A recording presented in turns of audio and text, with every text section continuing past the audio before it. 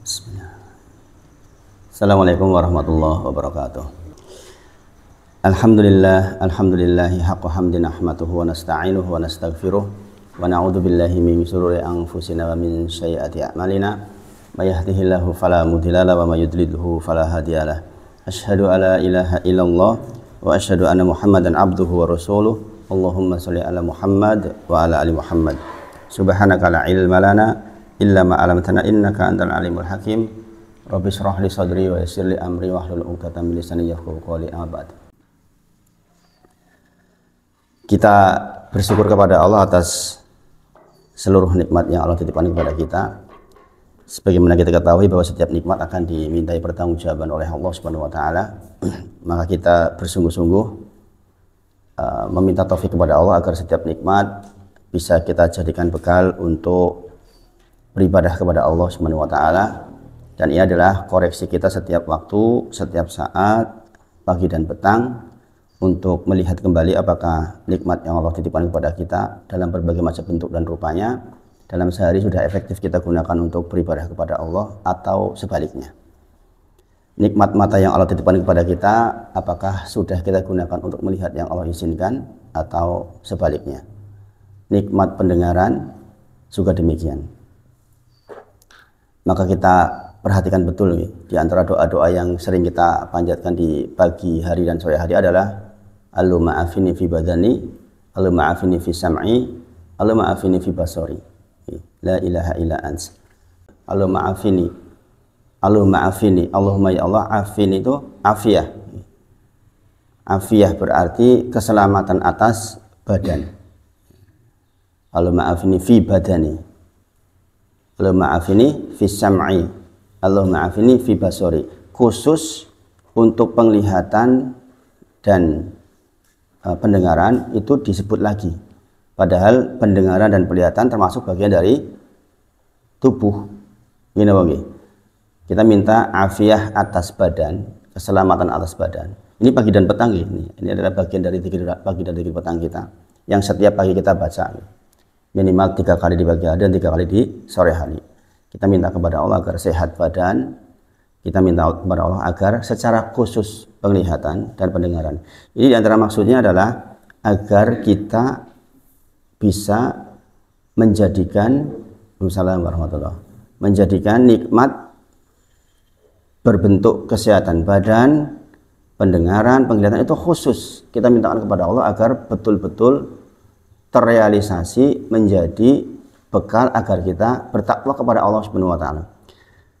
Badan, anggota badan tentu saja bukan hanya mata dan pendengaran, tetapi kenapa mata dan pendengaran disebut secara khusus? Karena dari situlah semuanya berawal. Apa yang dilihat terbias di dalam hati. Apa yang dilihat, apa yang didengar itu terbias di dalam hati, akan membekas. Ada coretan di dalam hati tentang apa yang kita lihat, apa yang kita dengar. Maka ketika kita minta keselamatan atas badan, disebutkan lagi secara khusus keselamatan untuk mata dan pendengaran. Kemaksiatan berangkat dari pendengaran dan penglihatan. Keliru kita menggunakan penglihatan dan pendengaran kita, maka rentetannya sangat banyak. Makanya sampai Rasulullah sebutkan dibaca 3 kali minimal. Allahumma afini fi badani, Allahumma afini fi sam'i, Allahumma afini fi basari, la ilaha illa ants. Dan ditutup dengan kalimatut tauhid. Kalimatut tauhid, yaitu kita mengakui bahwa segala sesuatu tidak ada yang disembah kecuali Dialah Allah Subhanahu wa taala. Nah, ini harus menjadi kebiasaan kita sebagai bentuk syukur kepada Allah. Kita benar-benar minta, Bapak Ibu, bekal umur kita, bahkan kalau kita mau runut kesehatan jari-jari kita, pastikan menjadi bekal untuk bertakwa kepada Allah Subhanahu wa taala, untuk menulis hal yang baik, untuk komentar hal yang baik. Karena memang kenyataannya seluruhnya akan dimintai pertanggungjawaban. Ya, sekali lagi saya sampaikan, saya sakit di sini lama banget ini. Kemarin sudah sempat agak enakan, kumat lagi. Bahwa kesehatan, sekedar kesehatan jari saja, itu pengaruhnya kepada kehidupan luar biasa. Apalagi saya senang nulis, gitu. Masya Allah. Gitu. Maka sekali lagi kita mohon betul kepada Allah agar titipan nikmat itu benar-benar terrealisasi menjadi amal soleh, khususnya nikmat umur.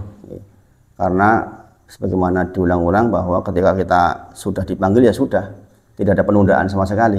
Begitu datang waktunya, mau meskipun dalam kondisi sangat sehat, ya sudah, kita nggak bisa geser sedikit pun, mau maju nggak bisa, mau mundur nggak bisa, pokoknya kalau sudah tiba saatnya ya sudah meninggal. Dan pada waktu itu kita menyesali betul. Kalimatnya adalah qala rabbi rji'un la'ali a'malu sholihan fima tarak, bahwa kita minta kembali ke dunia dalam rangka untuk bisa beramal soleh yang dulu ditinggal, berarti ketika hidup jane iso ditinggal. Sekali lagi saya ulang-ulang ini, jane iso salat duha ora salat duha, jane iso ngaji ora ngaji, jane iso maca Quran ora maca Quran, itu semua akan kita sangat sesali. Meskipun Allah jawab kala, sekali-kali tidak. Innaha kalimatun huwa qailuha, itu kalimat yang kamu katakan saja, lamis di lambe istilahnya itu. Iya, nanti saya mau semangat, saya mau ini kalau ya Allah, kalau saya kembalikan ke dunia. Begitu dikembalikan ke dunia, ya enggak akan begitu, pasti akan balik lagi, malas lagi. Maka dikatakan innaha kalimatun huwa qailuha wa min waraihim barzahun ila yaumil yub'atsun. Di depanmu itu ada barzahun, dinding yang tebal, ila yaumil yub'atsun, sampai hari dibangkitkan. Enggak bisa. Begitu sudah mati, ya sudah, enggak bisa apa-apa. Maka sekali lagi mengingatkan di awal bahwa ayo kita minta kepada Allah betul-betul setiap nikmat betul-betul bisa kita manfaatkan untuk menuju kepada kesolehan,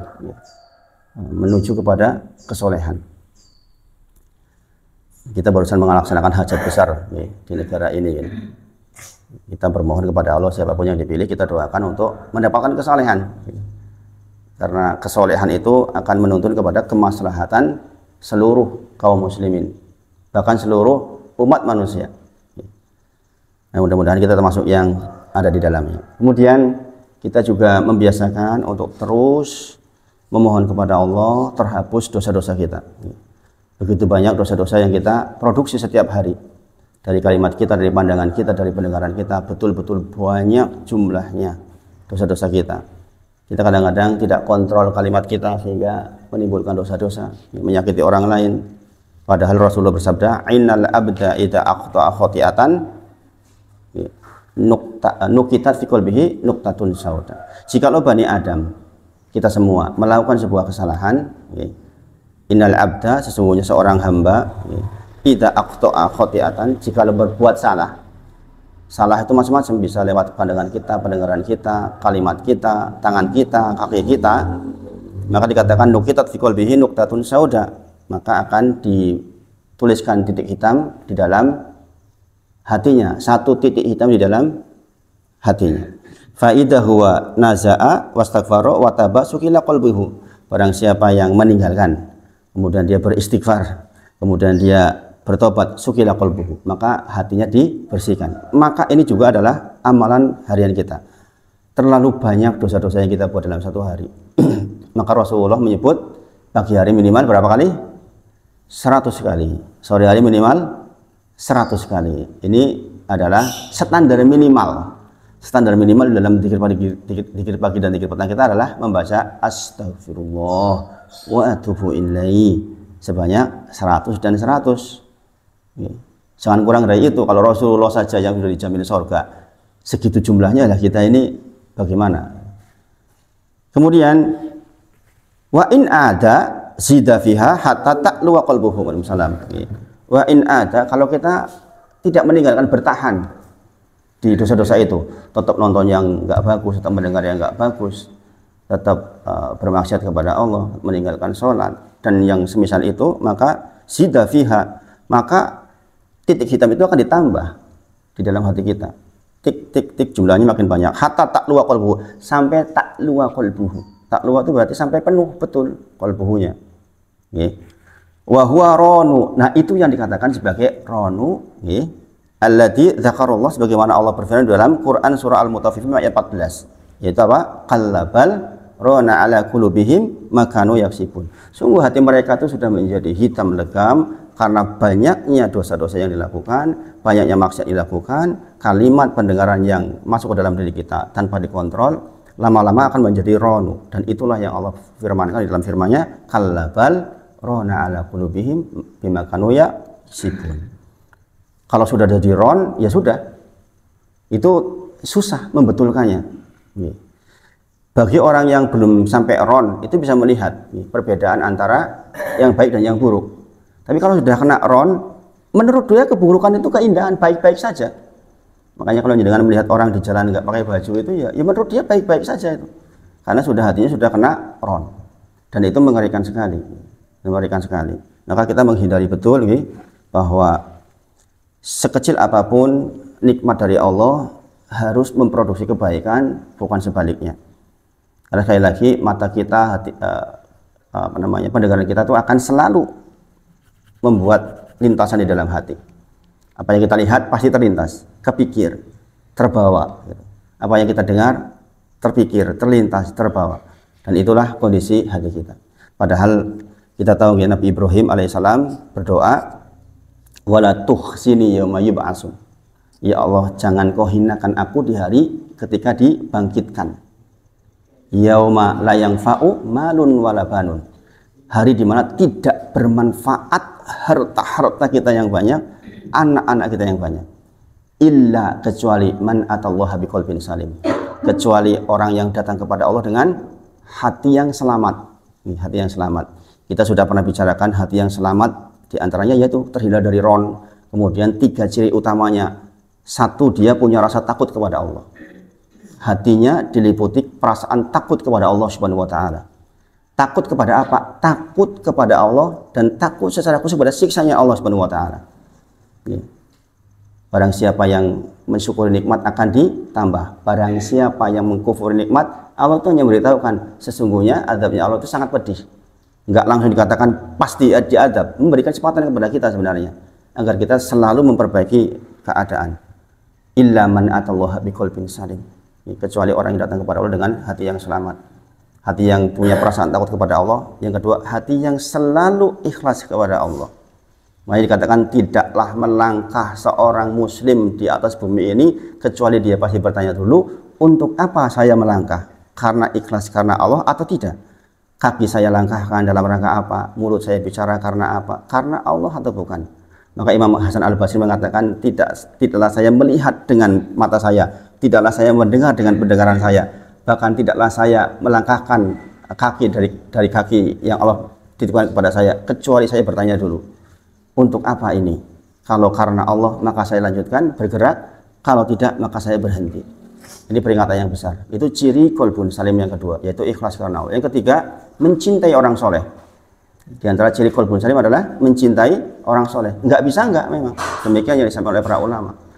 Kalau kita ada perasaan kok membenci orang soleh, itu pasti ada yang keliru di dalam hati kita. Melihat orang rajin ke masjid, melihat orang rajin belajar agama kok benci, pasti ini bermasalah hati kita. Karena di antara ciri hati yang bersih adalah dia mencintai orang soleh, sehingga dia akan berteman dengan orang soleh, sehingga dia masa tuanya akan ditutup berteman dengan orang-orang soleh, yang dengan orang-orang soleh itulah dia terbangun kondisinya sehingga menuju ke surganya Allah Subhanahu wa taala. Makanya mari kita betul-betul memohon kepada Allah agar tidak sampai jadi ron. Sekali lagi saya bacakan, innal abda idza akhta'a khati'atan, sesungguhnya seorang yang berbuat satu dosa sekecil apapun, dari penglihatannya, dari pendengarannya, dari mulutnya, semuanya, nukitat fi qalbihi nuktatun sauda, maka akan ditulis satu titik hitam di dalam hatinya.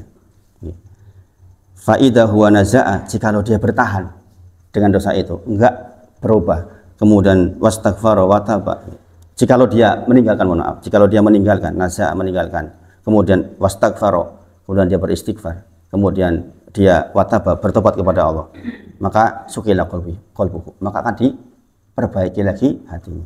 Tapi jikalau kita menambah bertahan di situ, maka akan ditambah titik dalam jumlah yang sangat banyak. Itu yang dikatakan hatta ta'luwa qalbuhu, sampai hatinya benar-benar hitam. Dan itulah yang dikatakan wa huwa ronu. Ingat-ingat ini, wa huwa ronu, itulah yang dikatakan sebagai ronu, sebagaimana Allah didzakarullah, sebagaimana Allah berfirman di dalam Quran surah Mutaffifin ayat ke berapa tadi? 14. Bunyinya gimana?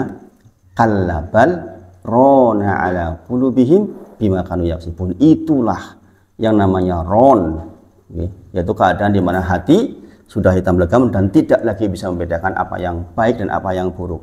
Nah, ini yang paling ditakutkan. Yang seperti ini menghadap Allah dijamin cilaka. Dijamin cilaka. Maka kita benar-benar bermohon kepada Allah, mudah-mudahan kita termasuk orang-orang yang diberkahi oleh Allah Subhanahu wa taala. Kemudian saya sedikit menyinggung, kita sudah di bulan bulan Sya'ban. Bulan Sya'ban adalah bulan di mana kita meningkatkan kesolehan kita. Kita berminta kesolehan kepada Allah Subhanahu wa taala. Maka kita lihat lagi dalam Quran surah Ali Imran 113 114. Coba dibacain, Mar. Ali Imran 113 114. Laisu sawa'a min A'udzu billahi minasyaitonir rajim. Laisu sawa'a min ahlil kitabi ummatun qa'imatun yatluna ayatillahi ana al-laili wa hum yasjudun. Yu'minuna billahi wal yawmil akhir wa ya'muruna bil ma'ruf wa yanhauna 'anil munkar wa yusari'una fil khairat wa ulaika minas sholihin. Wa ulaika minas sholihin. Kata Allah, mereka itulah orang-orang soleh. Apa cirinya? 134. Laisus sawa'a min ahlil kitab ummatun qa'imatun yatluna ayatillahi ana al-laili. Ciri kesolehan yang pertama adalah orang yang bagus bacaan Qur'annya. Makanya di antara perjuangan orang hidup sebagai muslim itu membaguskan bacaan Quran. Enggak bisa enggak, Allah yang sebutkan. Di antara ciri kesolehan adalah membaguskan bacaan Quran, kemudian dia membaca Al-Qur'annya di sebagian malam. Jadi itu ciri kesolehan, tidak bisa ditawar-tawar. Allah yang sebutkan wa ulaika minas sholihin, itulah orang-orang yang soleh. Orang-orang yang bagus di dalam bacaan Al-Qur'annya, kemudian dia membaca di sebagian malam, mentadaburinya, kemudian berusaha minta kepada Allah bisa mengamalkan isinya.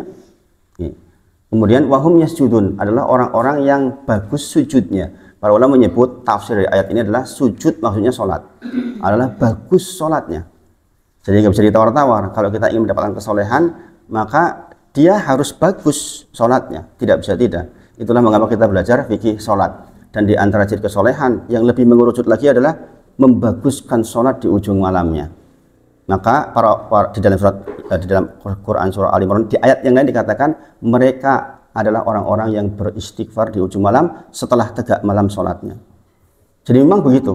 Kemudian yu'minuna billahi wal yawmil akhir adalah orang-orang yang betul-betul mengimani akan adanya hari kebangkitan. Dia beriman kepada Allah, kemudian dia sumastada, kemudian dia istiqomah di atas keimanan itu, kemudian dia mempercayai, meyakini bahwa akan ada hari kebangkitan, ada surga, ada neraka, ada pertanggungjawaban atas kalimat yang kita keluarkan, ada pertanggungjawaban terhadap pendengaran yang kita dengarkan, kemudian mata yang kita gunakan untuk apa, itu semuanya dimintai tanggung jawab oleh Allah Subhanahu wa taala. Nah, orang yang tahu bahwa akan ada kebangkitan ini akan menuju kepada kesolehan, tidak bisa tidak. Dan ini memang ciri kesolehan. Kemudian ya'muruna bil ma'rufi wa yanhauna 'anil munkar.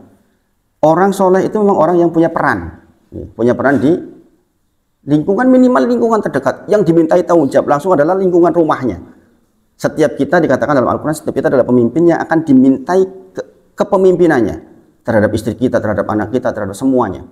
Diminta oleh Allah secara khusus, itu setiap kita, laki-laki khususnya, seorang ibu atas anak-anaknya.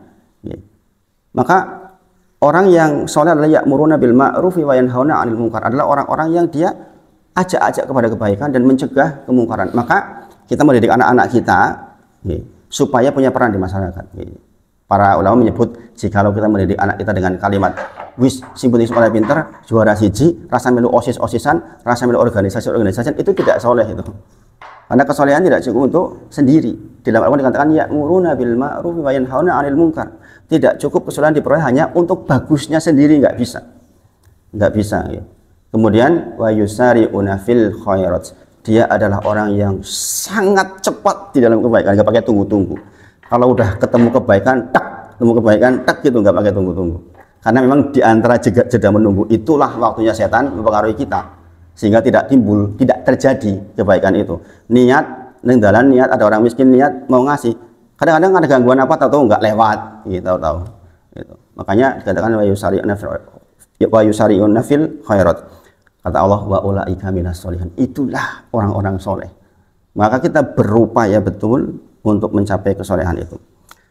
Pagi ini saya sama Amar, sama Abdul, kebetulan Amar lagi berobat ini pulang karena kondisinya ngedrop. Mungkin karena ya di pondok biasa nih. Pondok itu kadang-kadang kalau jadwalnya makan telat ya wis bablas tekan awan ini awan telat ya wis, karena kondisi lagi kurang bagus kadang-kadang di pondok itu rebutan makanan itu. Di pondok itu makanan rebutan, nggak kayak kita di luar gitu.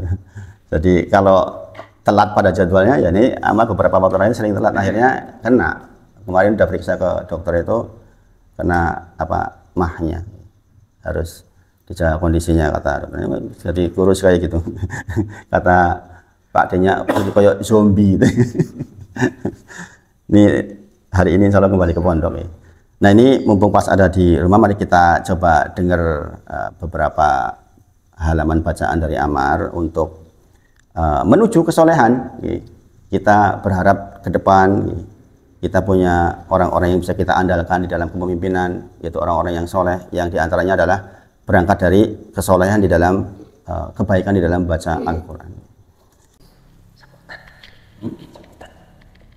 A'udzu billahi minasy syaithanir rajim.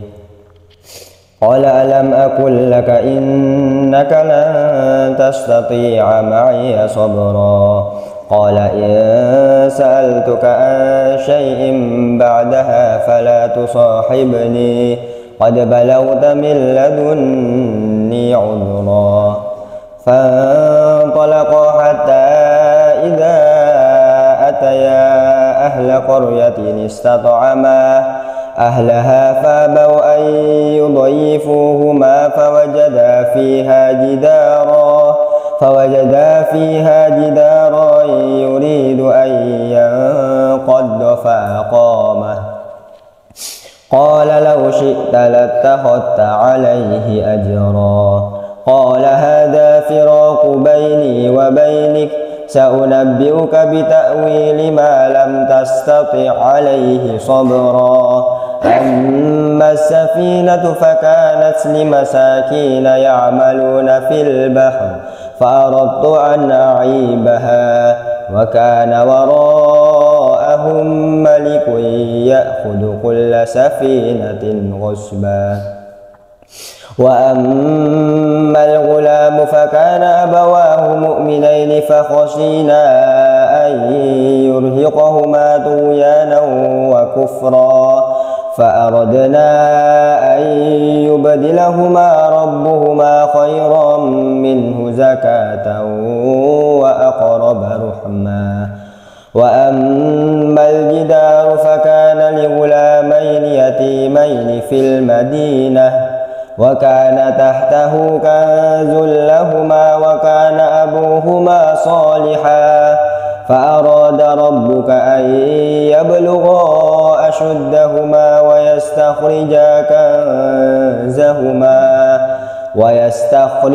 كنزهما رحمة من ربك وما فعلته عن أمري ذلك تأويل ما لم تسطع عليه صبرا.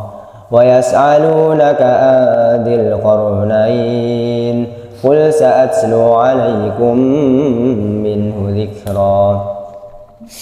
إنا مكنا له في الأرض وآتيناه من كل شيء سببا فأتبع سببا حتى إذا بلغ مغرب الشمس وجدها تغرب في عين حمئة ووجد عندها قوما قلنا يا ذا القرنين إما أن تعذب وإما أن تتخذ فيهم حسنا. قال أما من ظلم فسوف نعذبه ثم يرد إلى ربه فيعذبه عذابا نكرا. وأما من آمن وعمل صالحا فله جزاء الحسنى وسنقول له من أمرنا يسرا. ثم أتبع سببا حتى إذا بلغ مطلع الشمس وجدها تطلع على قوم لم نجعل لهم من دونها سترا. كذلك وقد أحطنا بما لديه خبرا ثم أتبع سببا حتى إذا بلغ بين السدين وجد من دونهما قوما لا يكادون يفقهون قولا قالوا يا ذا القرنين إن يأجوج ومأجوج مفسدون في الأرض فهل نجعل لك خرجا على أن تجعل بيننا وبينهم سدا قال ما مكني فيه ربي فأعينوني بقوة أجعل بينكم وبينهم ردما آتوني زبر الحديد حتى إذا ساوى بين الصدفين قال انفخوا حتى إذا جعله نارا قال آتوني أفرغ عليه قطرا فما استطاعوا أن يظهروه وما استطاعوا له نقبا قال هذا رحمة من ربي فإذا جاء وعد ربي جعله دكا وكان وعد ربي حقا وتركنا بعضهم يومئذ يموج في بعض ونفخ في الصور فجمعناهم جمعا وعرضنا جهنم يومئذ للكافرين عرضا الذين كانت أعينهم في غطاء عن ذكري وكانوا لا يستطيعون سمعا أفحسب الذين كفروا أن يتخذوا عبادي من دوني أولياء إنا أعتدنا جهنم للكافرين نزلا قل هل ننبئكم بالأخسرين أعمالا الذين ضل سعيهم في الحياة الدنيا وهم يحسبون أنهم يحسنون صنعا أولئك الذين كفروا بآيات ربهم ولقائه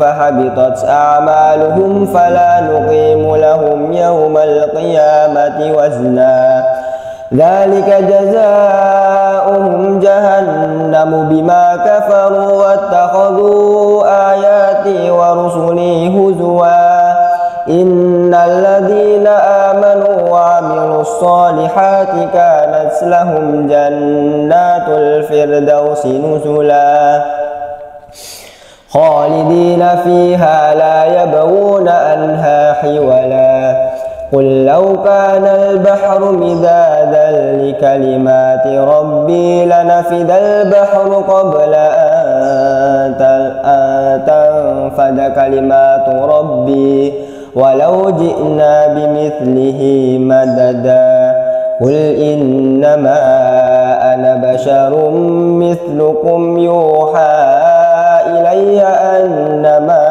إلهكم إله واحد فمن كان يرجو لقاء ربه فليعمل عملا صالحا ولا يشرك بعبادة ربه أحدا صدق الله العظيم.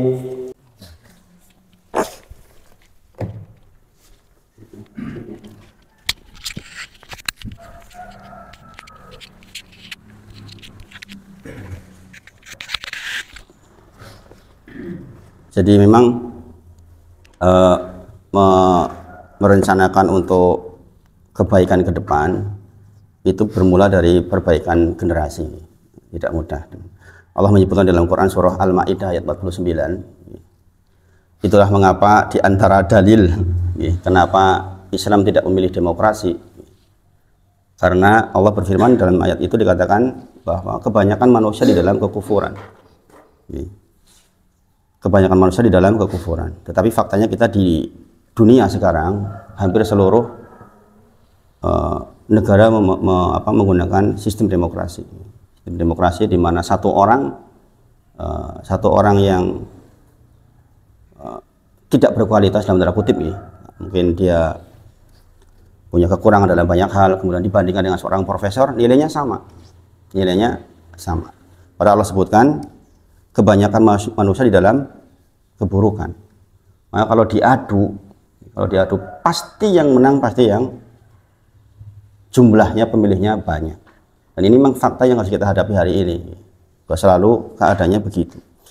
Maka kita menciptakan generasi ke depan, mudah-mudahan dengan menciptakan generasi yang soleh, nanti Allah kirim orang-orang yang soleh menjadi wakil kita. Kita berdoa kepada Allah nih. Kita sudah lewat masa kemarin pesta demokrasi, kita mohon kepada Allah, kita mohon betul siapapun pemimpinnya, kita doakan agar menjadi pemimpin yang adil. Di antara doa yang paling bagus adalah doa untuk pemimpin kita, siapapun. Begitu sudah ditetapkan oleh lembaga yang berwenang, maka kewajiban kita adalah mendoakan kesolehan. Maka kita mengupayakan betul menjadi bagian generasi soleh. Tidak mudah untuk memprogram anak-anak kita mendapatkan hafalan yang bagus, itu tidak mudah. Saya itu sampai melihat perjuangan di pondok itu sampai kadang-kadang nangis.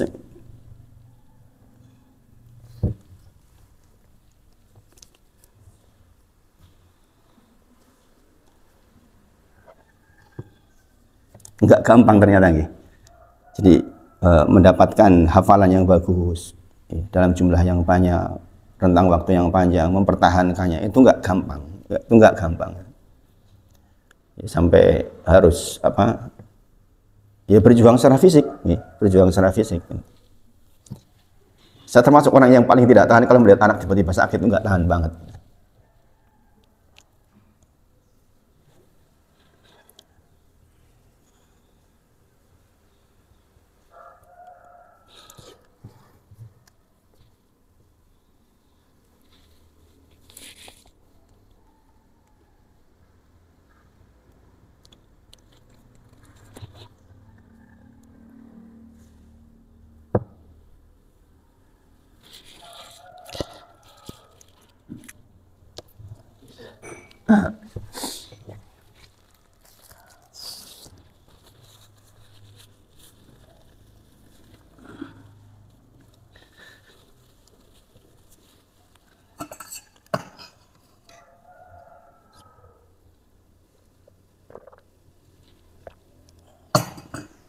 Karena tidak di hadapan kita, namanya orang pondok kan nggak di hadapan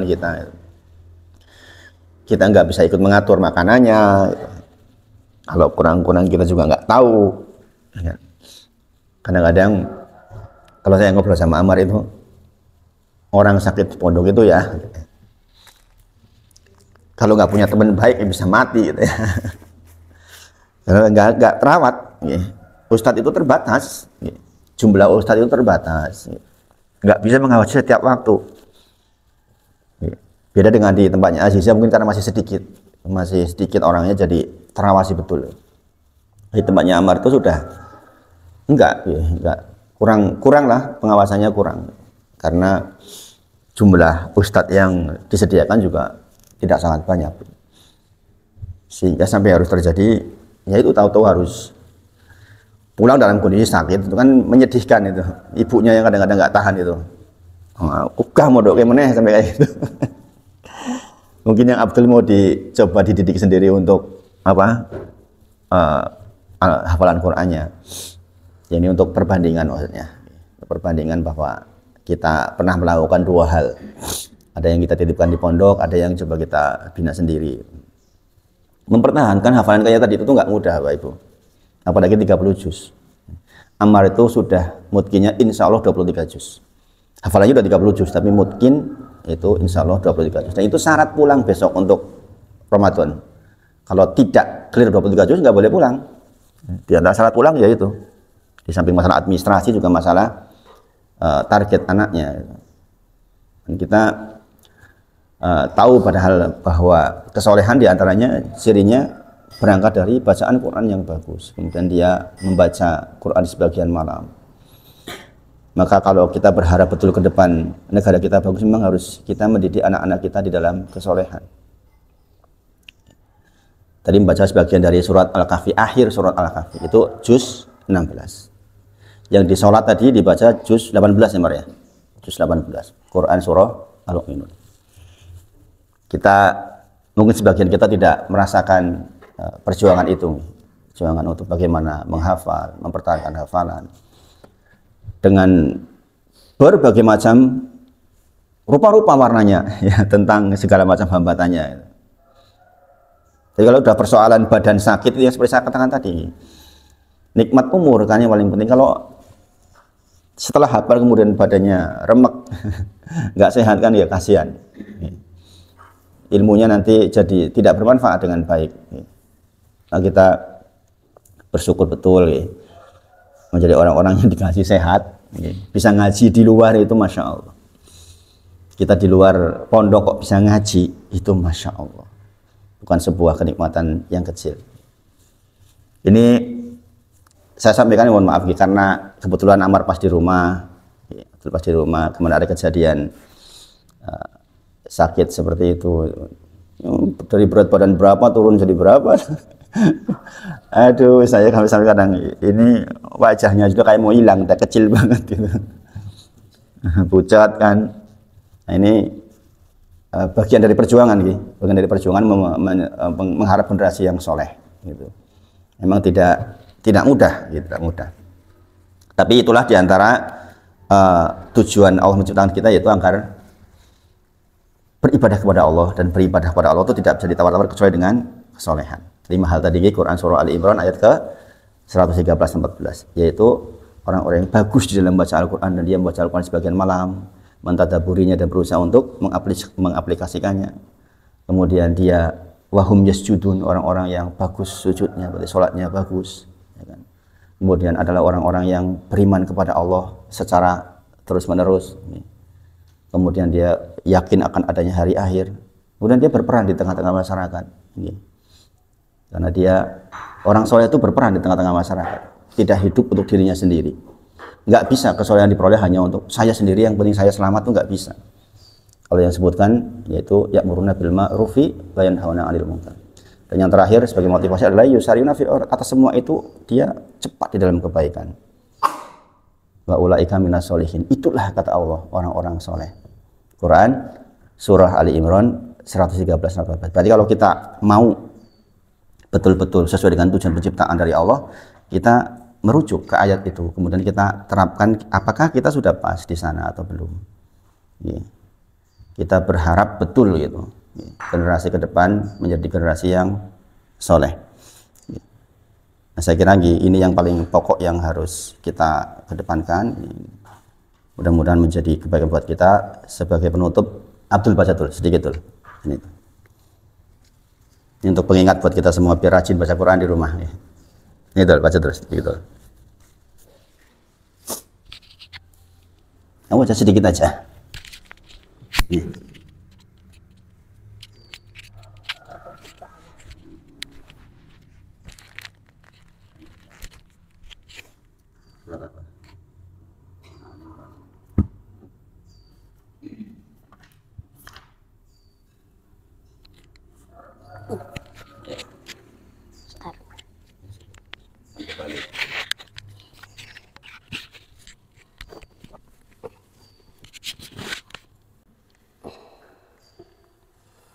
A'udzu billahi minasy syaithanir rajim.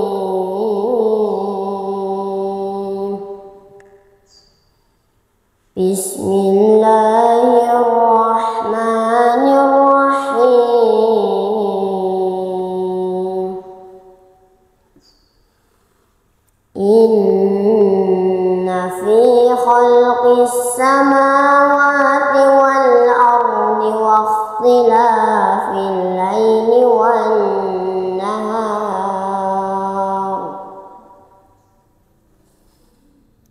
واختلاف الليل والنهار لآيات لأولي الألباب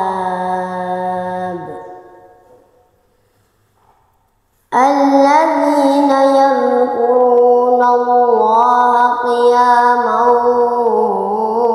وقعودا وعلى جنوبهم ويتفكرون في خلق السماوات والأرض ربنا ما خلقت هذا باطلا ربنا ما خلقت هذا باطلا سبحانك فقنا عذاب النار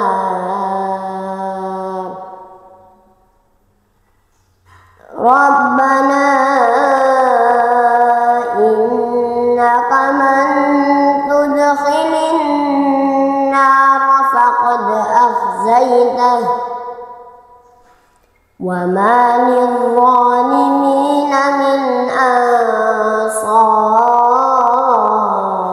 أنصار ربنا إننا سمعنا مناديا ينادي للإيمان أن آمنوا بربكم فآمنا ربنا فاغفر لنا ذنوبنا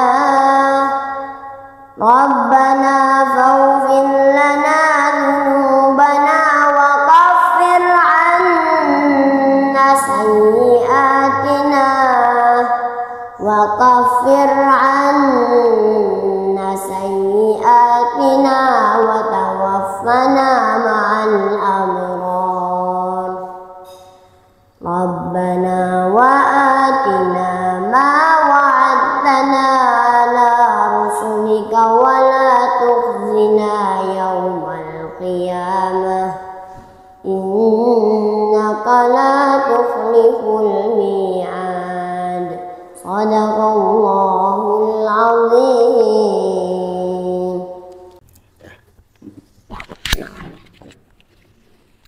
Mudah-mudahan bisa jadi pengingat nih. Kita hari ini mungkin itu saja yang disampaikan. Kita sudah berusaha untuk membersihkan hati kita, kemudian kita membaca tentang kesolehan yang Allah maksud, dan sudah saya berikan gambaran. Berarti setiap hari itu ya seperti itu kira-kira. Jadi kegiatan kalau pulang di rumah ya namanya tasmi.